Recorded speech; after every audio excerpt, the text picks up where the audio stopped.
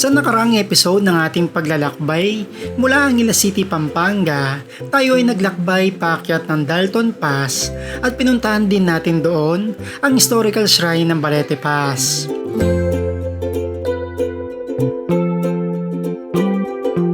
At pagkatapos, sunod naman nating inakyat ang napakataas at nakakamanghang mga tanawin ng mga kabundukan ng maliko sa bayan ng San Nicolas, Pangasinan.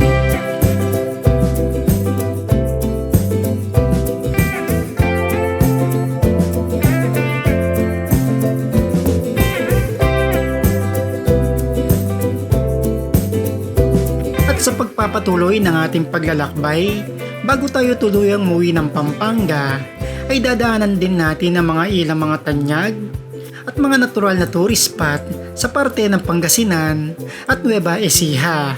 So tara, umpisa na natin ang travel adventure.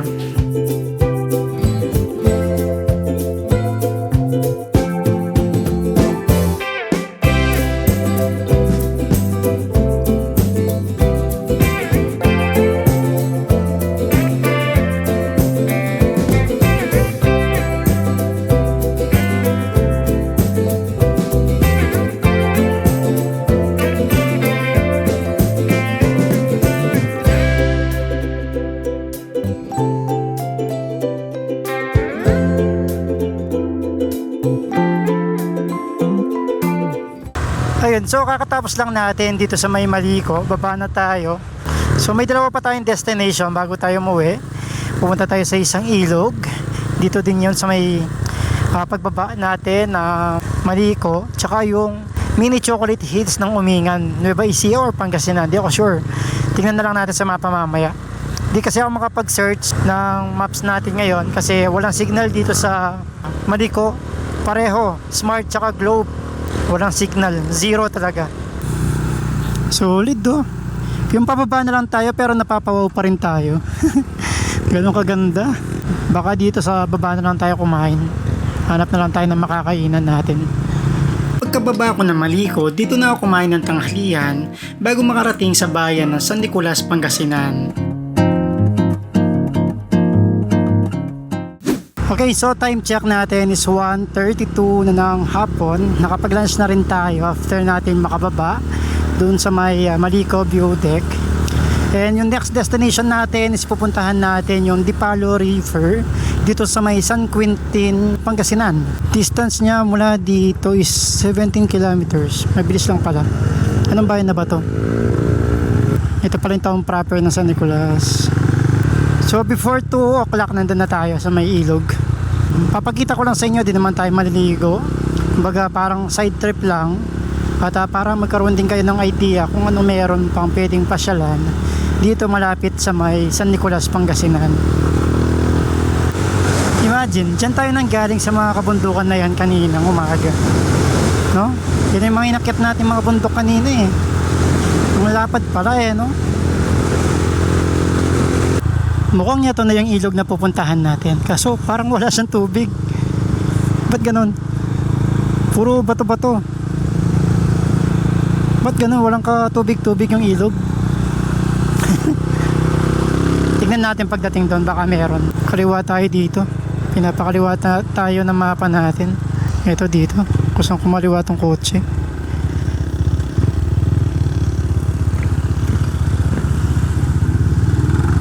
Ganda ng pupuntahan natin, para napapalibutan ng mga bundok Yan yung maganda eh, nasusurprise tayo. Yun, tinitignan lang natin sa mapa yung pupuntahan natin, and then pupuntahan natin ng actual on the spot. At doon tayo mabubulaga, isusurpresa tayo ng napakagandang destinasyon na pupuntahan natin. Napakalapit na lang pala. 1.8 kilometers at palapit ng palapit ang mga kabundukan. Ang init nga lang. Okay, may falls din pala dito. Ayan, Dipalo Falls. Ang lakas ng tubig sa irigasyon. Kaso mukhang malayo pa yata yung falls do sa ilog na pupuntahan natin eh. Mga siklista naliligo sa ilog, sa irigasyon. Tapos meron parang malaking body of water dito sa may kaliwa. Ito nakaangat na kalupaan. Para siyang dam. Ganda. Okay, ano meron dito? Dipalo River Park. Okay. Daming tao.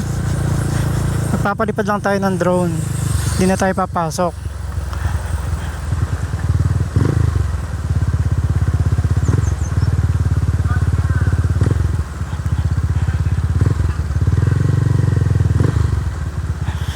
Kasi sobrang daming tao. Tignan nyo naman, mga sasakyan, motor.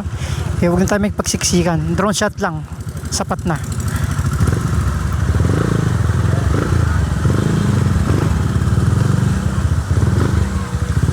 Sir, magkano entrance?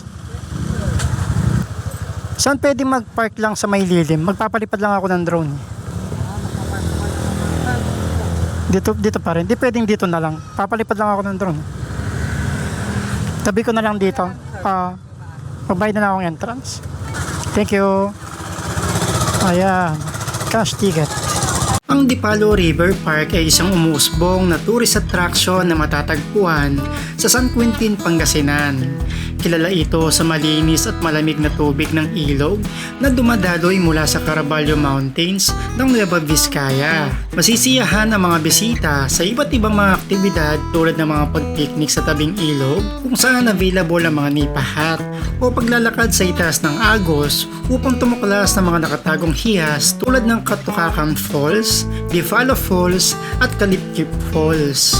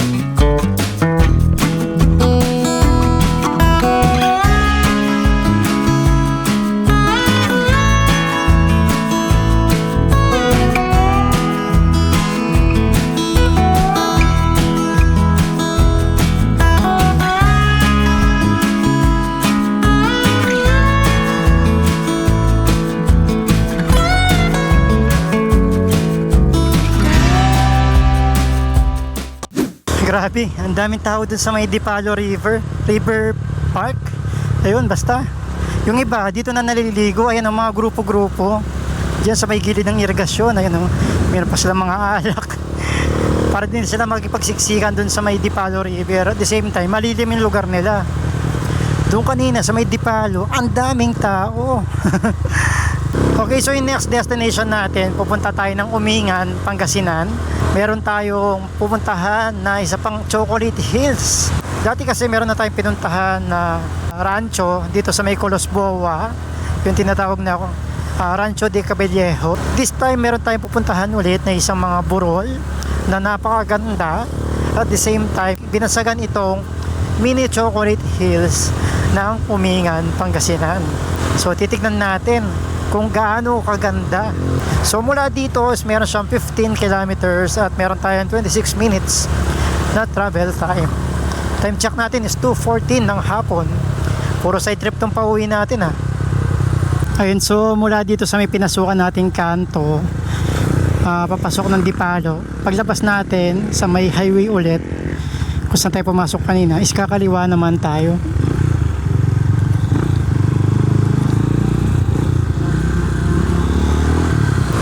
Welcome to Umingan, Pangasinan.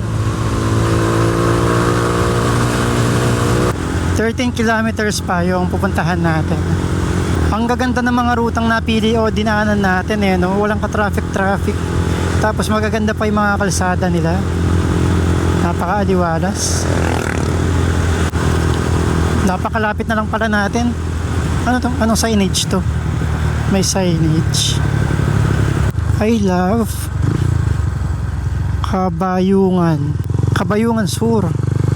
Napakainit pala ng pupuntahan natin. Tapos may mga bundok pa banda doon. Mukhang yun doon banda yung Colosboa Hills. Hindi ako nagkakamali. Ito mga bundok na to. Tapos ang pupuntahan natin, dito lang siya. Kaya pinapakanan na tayo dito. Mukhang magte-trail tayo. Napakainit naman. Dapat dating natin dito pa sunset eh. Ang init. Pasok tayo dito. Nature Park pala talaga siya. Crisanto V. Rivera Mini Chocolate Hills Nature Park. Open sila 6 to 6. Camping. May camping pala dito. Tingnan natin. Napakainit ng ating dating. Wow! Ang ganda ng mga bundok. Yung mga dinaanan natin kanina yun eh. Mga bundok na yan. Sementado naman yung pasukan. Hindi naman siya mahirap daanan. Parang rough road. Kala ko expect ko may rough road. Kasi parang kamukha doon sa may Colosboa Hills. Sa may Kuyapo. Isa rough road yung papasok. Dito is sementado. May pasukan din dito. Kaso di natin alam saan papunta. Ito mukhang off-road na tayo. Ito rough road, putol na yung kalsada. Do gravel, hard pack.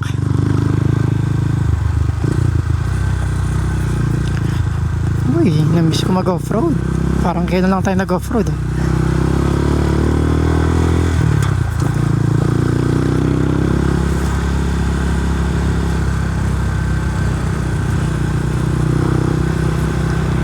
Sa mapa, ito yung tinuturo. Hindi ko alam kung tama to.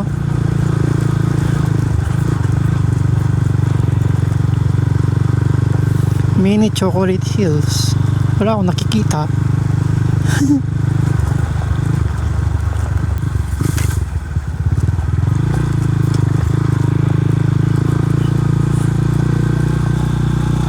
Ang ganda ng bahay oh. Ang cute.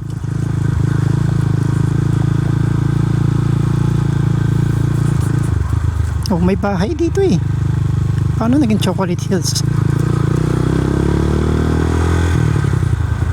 Ating alamin kung pwede mag-camping.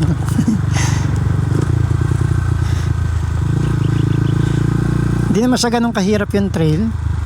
Oh, puro bahayan na dito. Saan ba dito yung Chocolate Hills? Saan na? Ganda ng bahay oh. Yayamanin. Mukhang may gate pa dito ah. Saan ba tayo pwede magtanong? Baka matrespassing tayo. Dito ba yun? Mukhang private na to eh.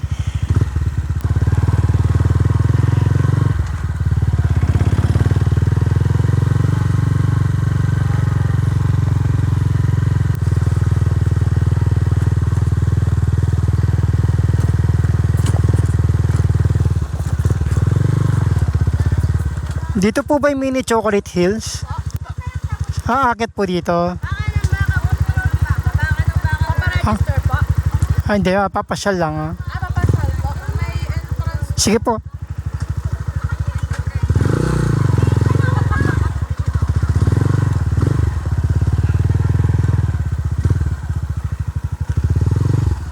Saan po kayo galing? Umikot ako eh, galing ako Maliko eh. Bumaba ako Maliko, tapos dumiretso ako dito. Papasyal lang. Pwede mag-overnight dito, Nay? Pwede. Magkano po yung overnight? May tent kayo? Meron po. 60. 60 overnight na po yun. Ano po, meron po CR, ganun. Meron. Mura din. Saan po pwede mag-pitch ng tent nun? Dito, kung mag-isa ka lang, dito lang. Di po pwede sa may taas, ganun. Kasi para makita ka namin, maano ka namin, makita ka. Pero actually, peace naman. Wala naman pumapasok. 4 na araw yan mga yan, oh. Nag-aantay Ganun. na sasakyan nila. Pauwi na sila. May contact number po ba kayo? Sige, kunin. Mas maganda po, tingnan ko muna yung area kung saan pwede mag-camping. Ayun, dito na tayo sa may Mini Chocolate Hills ng Umingan, Pangasinan. And nagulat ako sa presyo ng overnight camping nila dito. Is 60 pesos lang overnight. Ganun kamura. And kinagandahan is meron silang rules dito na bawal magkalat talaga. And then yung entrance fee nila dito is 15 pesos lang. Kinagandahan dito is meron silang mga tindahan dito. Meron din pala silang lake dito. Madami din palang pumapasyal. Ang buong akala ko, since na hapon, dos yata ako nagpunta dito, isa walang masyadong tao. Pero nung pagdating ko, ang dami pala.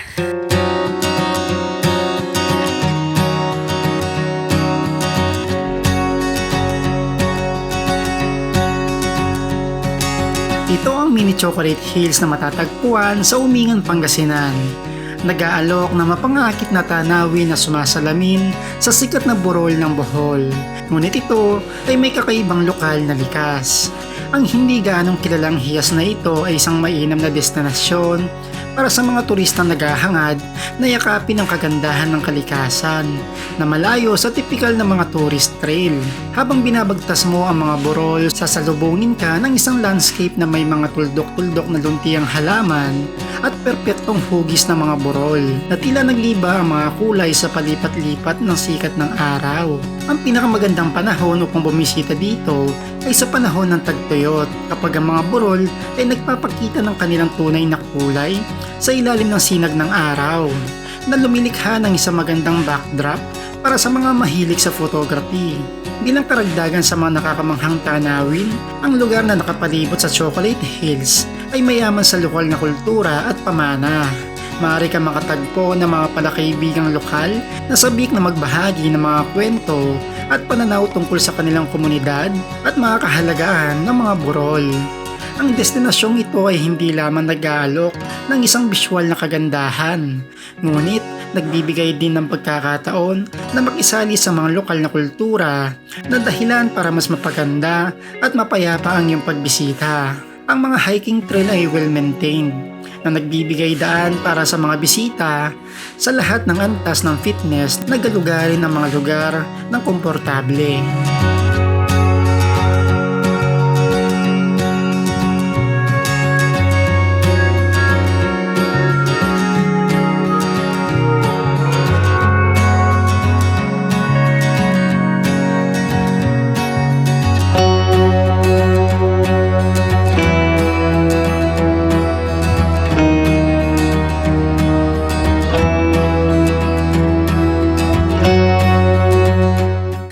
Dami pala pumapasyal dito, no?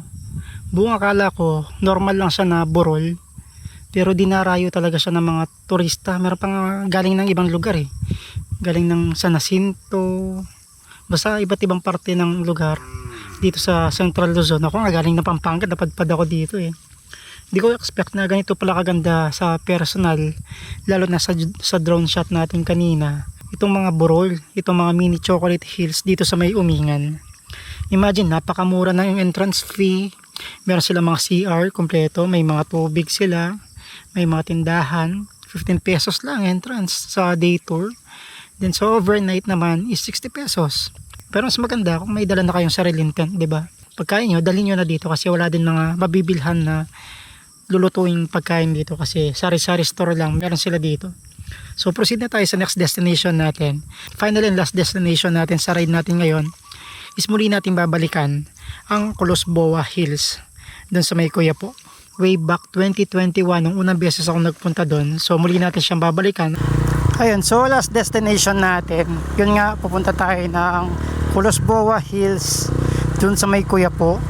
Isa din tong parang mala Chocolate Hills din na pasyalan at meron itong katabing bundok na para siyang maliit na Mount Arayat.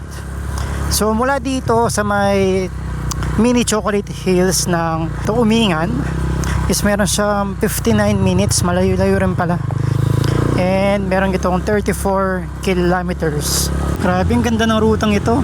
Wala masyadong dumadaan, tapos napakaganda. Puro palayan, hagdang-hagdang mga palayan, tapos itong bundok sa kanan natin.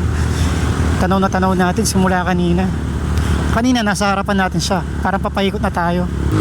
Hindi ko i-expect na meron pa pala mga ganitong ruta sa Pangasinan. Bundukin. Ang buong akala ko, yung mga puro bundukin dito sa may Pangasinan is bandang western side ng Pangasinan. Parang kamukha sa may Sitio Baag, sa may Tarlac.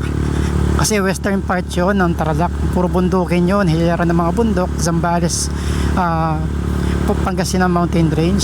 Hindi ko nakakala na dito sa may parte ng Pangasinan, siguro bandang northern part ito ng Pangasinan or northeast siguro ng Pangasinan, is meron pang mga ganitong mga kabundukan. Tsaka gaganda ng lugar, gaganda ng mga barangay na nadadaanan natin. Ganda nitong rutang ito. Ngayon ko lang nadaanan to. Buti na lang napagpasyahan ko na daanan ko si Kulos Boa. Kung hindi tayo makakadaan dito. Ito na yung bundok na sinasabi ko. Ayan, no. Napuntahan din natin siya na malapitan eh, no. Galing. Mamaya doon tayo magpalipad ng drone doon sa may taas. Yung may bike park kasi doon na pinupuntahan namin dati nung pandemic days pa yun, nung nagbabike pa ako. Tapos yun nga, parang ganyan yung mga itsura, maganda rin. Parang kamukha doon sa may Umingan yung pinuntahan natin kanina. Bundok na tayo. Galing. May daanan pala dito. Ayun na yung kuya po. Yun na yung bundok. Parang kakasemento lang ng kalsada dito, no? Dating off-road itong rutang ito. Bago pa lang, o siguro itong taon pa lang ito na sementuhan. Ayan, so nandito na tayo sa may Kuya Po Gimba Road. And meron tayong kakaliwaan na kanto dito. At ito na yung papasok sa may Kulos Boa Kuya Po. Dito sa may Nueva Ecija. Actually, part na to ng Nueva Ecija, itong Kuya Po. Ayan yung Mount Bangkay. 4 kilometers nandun na tayo. Gumanda na rin yung kalsada dito. Dati bitak-bitak itong kalsadang ito eh. Ito yung pinaka main road papunta ng Kulos Boa Kuya Po. Dalawa yung pasyalan dito. Yung isa yung Rancho de Cabillejo, isa siyang campsite tsaka pasyalan. At the same time itong Kulos Boa Kuya Po. Ayan na yung Mount Bangkay, para siyang mini Mount Arayat to. Tama ba ako? Mount Bangkay ba? Pag-i-comment na lang dyan, pag-i-correct nyo na lang ako sa comment section kung tama ba yung pinangalan ko sa bundok na yan, Mount Bangkay. Nakakalimutan ko na eh, hindi ko na maalala. Dito ganito pa rin estado ng kalsada. Kung anong itsura niya dati, ganyan pa rin ngayon. Eksakto lang para yung dating natin doon, no? Pa sunset. Tamang-tama lang na medyo nagpahinga tayo ng konti doon sa may mini chocolate hills ng Umingan. Para pagdating natin dito, saktong palubog yung araw. Mukhang wala na yung dati namin pinupuntahan na original na Kulos Boa Hills. Ito na lang siya talaga eh, no? Pero try natin puntahan yung taas. Kasi nasa mapa pa siya eh. Tignan natin. Kasi wala na signages eh. Rancho de Cabillejo na lang yung natira. Ewan ko kung private na itong sa itaas kasi nga wala na signages. Tignan natin. 2.2 kilometers. Grabe nang pinuntahan namin ito. Lubak-lubak pa talaga yung kalsada. As in gravel siya. Tapos yung parang kakagaling lang ng mga matitinding ulan. Maraming mga rats. May bakod na dito. Private na. Dati open lang dito eh. Sana eh, nandyan pa yung dating pasyalan nung panahong taon 2021 pa yun. Kasi ilang taon na rin nakalipas eh. Ewan ko kung nag-ooperate pa yun. Naalala ko pa nga yung kainan dyan, yung tambayan ni Berto. Sarap ng ano nila dun eh, papaitan. Lapit na natin. Hili talaga yung lugar na to, no? At least mabigyan ko kayo ng update kung ano na yung itsura ngayon dito after 4 years. Simula nung unang beses tayong nagpunta dito sa may Kuya Po. Grabe dami ng bahay ngayon dito.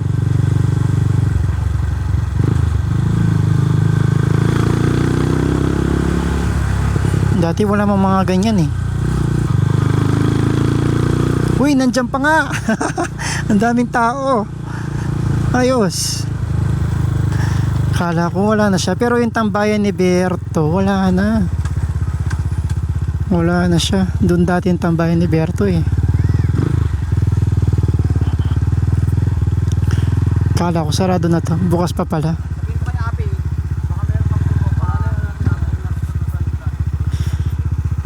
Bukas pa pala siya. Ayos.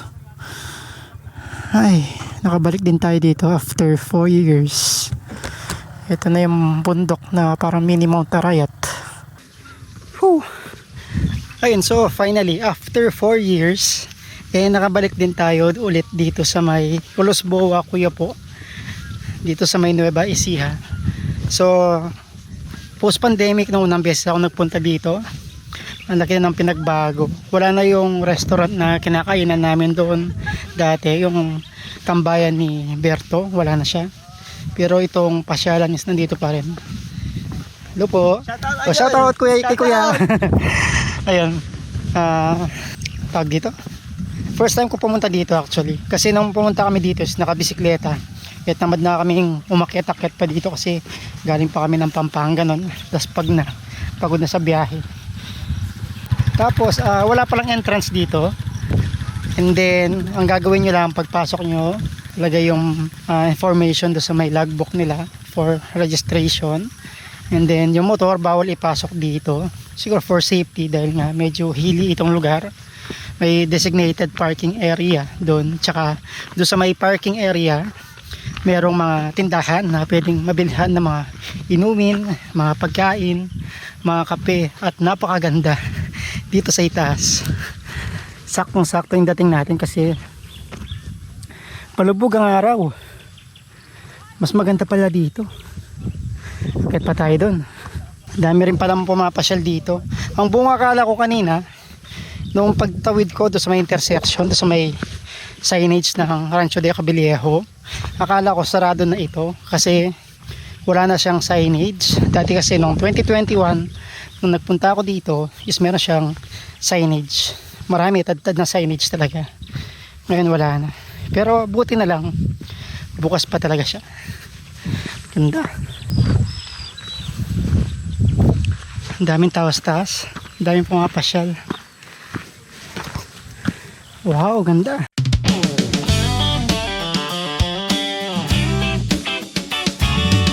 Ito ang Pulos-Boa Hills sa Kuya po, Nueva Ecija, na binansagan din bilang New Zealand of Central Luzon.